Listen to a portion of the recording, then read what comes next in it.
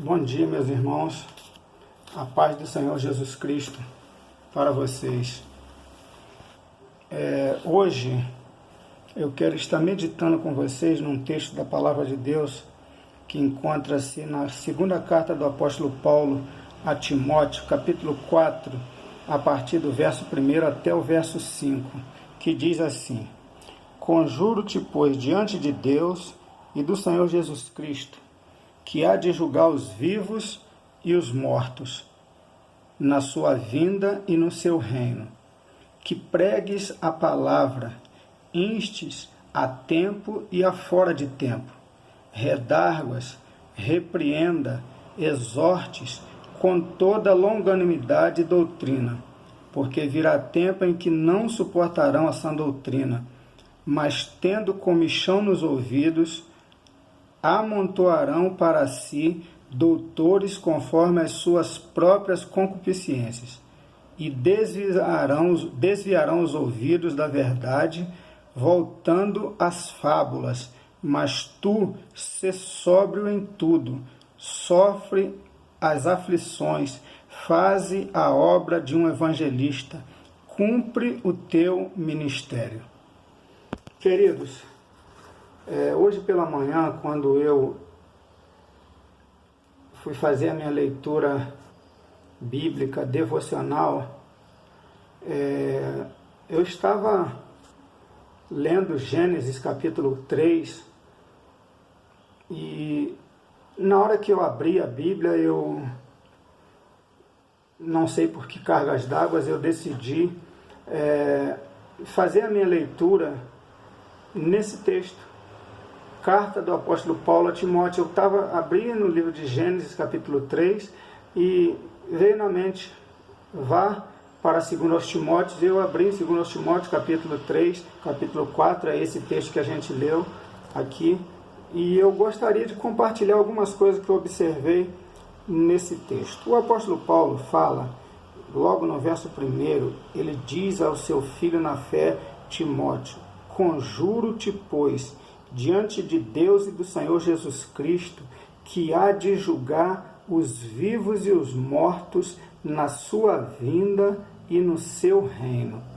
Meus irmãos, eu aqui percebo o apóstolo Paulo chamando o seu filho Timóteo à responsabilidade, e ele começa dizendo que ele conjura diante de Deus e de Jesus Cristo, que há de julgar os vivos e os mortos na sua vinda e no seu reino.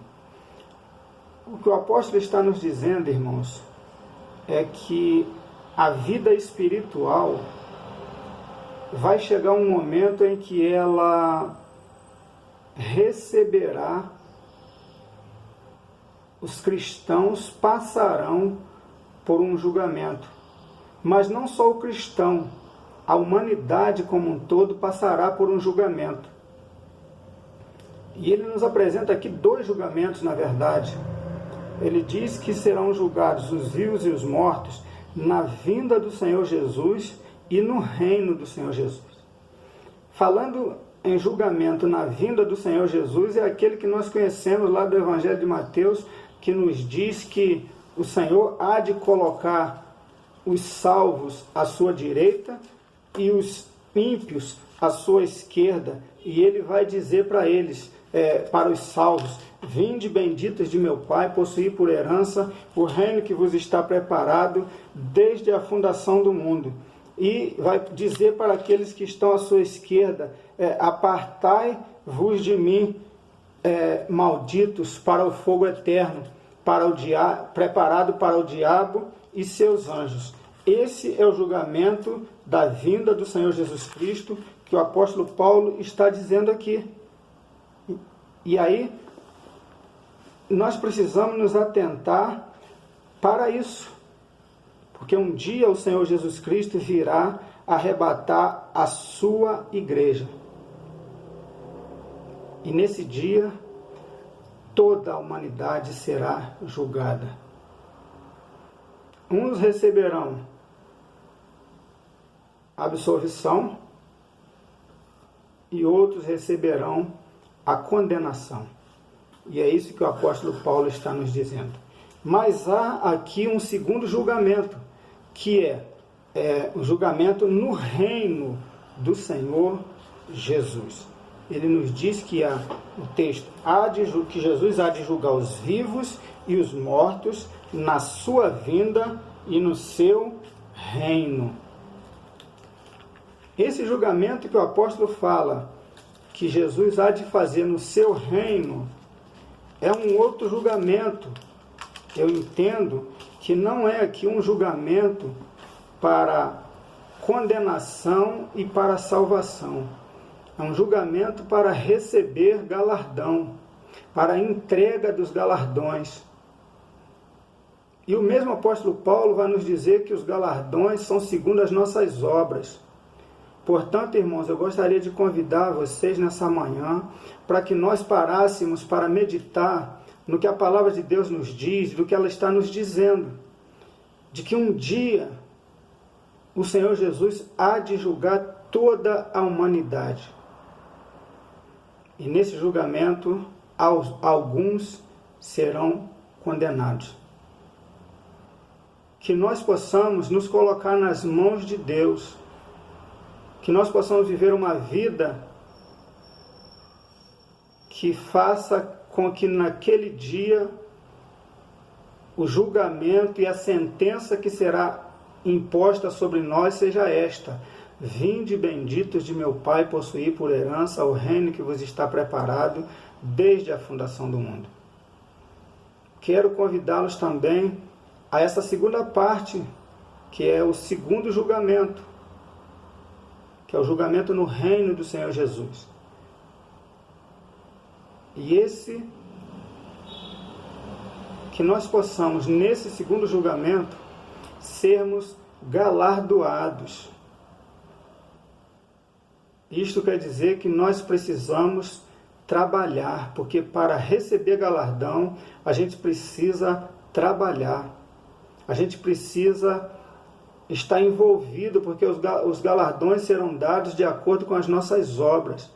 Que nós não fiquemos de braços cruzados, mas que a gente arregace as mangas e que a gente saia no campo, que a gente vá trabalhar. Não estou me referindo aqui apenas aos trabalhos feitos dentro da igreja, não. Estou falando especialmente dos trabalhos que são feitos fora da igreja, aquele de falar de Jesus para alguém, aquele de orar por alguém, aquele de visitar alguém, aquele trabalho de assistir, de dar assistência a alguém que estiver necessitando de uma assistência, para que nós possamos, nesse julgamento, recebermos galardões do Senhor.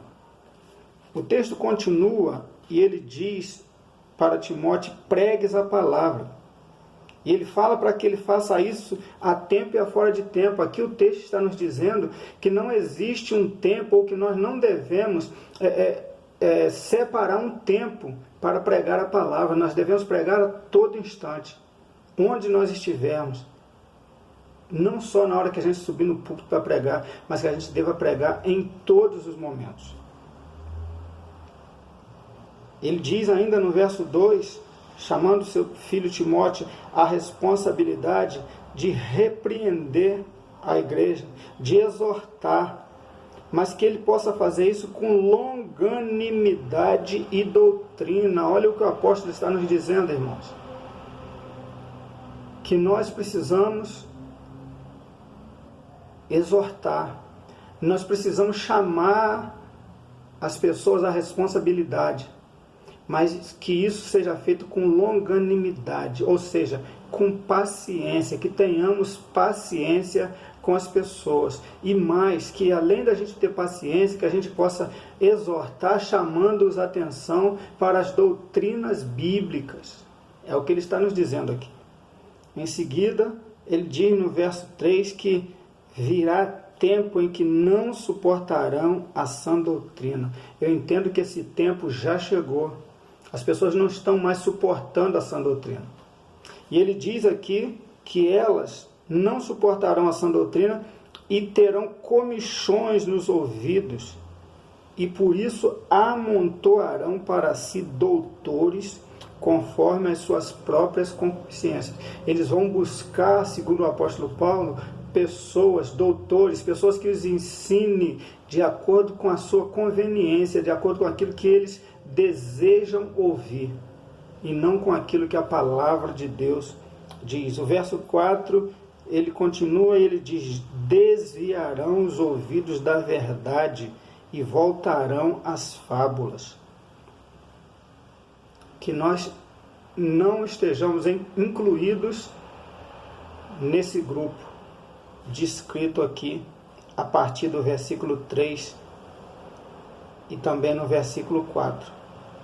E aí ele nos chama a responsabilidade: mas tu sê sóbrio em tudo. Sobriedade, a gente ser equilibrado, a gente saber o que a gente está fazendo e para quem nós estamos fazendo. E ele diz que sejamos sóbrios em tudo. Ele diz ainda mais: sofre as aflições. Queridos, o tempo que nós estamos vivendo são tempos de aflições, tempos difíceis, mas que nós possamos sofrer essas aflições por amor do Senhor Jesus. Ele continua dizendo: faze a obra de um evangelista. Qual é a obra de um evangelista? Não precisaria dizer, mas é evangelizar. Que sejamos evangelistas, que evangelizemos, que anunciemos a salvação no Senhor Jesus Cristo. Cumpre o teu ministério. Que Deus possa nos abençoar, que Deus possa nos levar a cumprir o nosso ministério, aquilo que Deus nos deu para fazer, que Ele, Deus, possa nos ajudar para que nós possamos cumprir essa tarefa em nome de Jesus. Que Deus nos abençoe.